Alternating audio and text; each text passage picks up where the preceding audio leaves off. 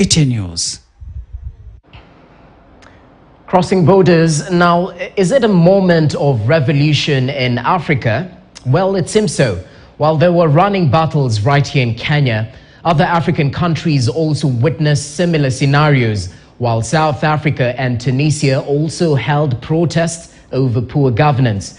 South Africa leaders from the opposition calling for resignation of South Africa's President Cyril Ramaphosa. Clement Masombo has the details.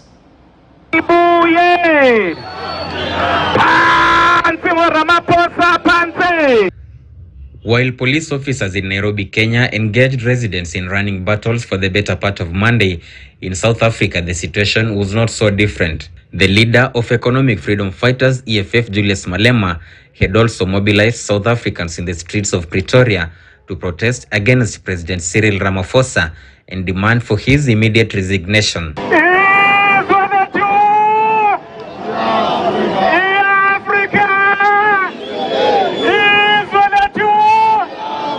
The South Africans protested over the rising cost of electricity in one of the countries that run the economy of the African continent. The leaders sang freedom songs as they marched in the streets and vowed to go on with the protest, demanding for a shutdown of the South African government led by Cyril Ramaphosa.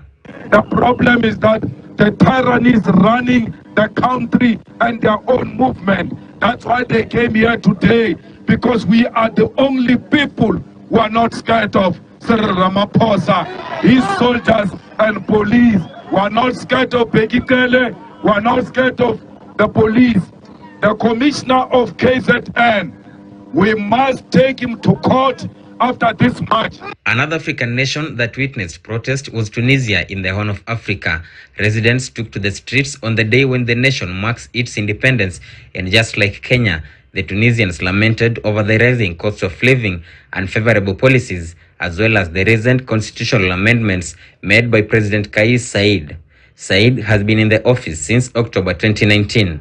In the west of Africa, the leaders of opposition parties in Nigeria had also planned for demonstrations opposing the declaration of Bola Tinubu as the winner of the just concluded presidential elections.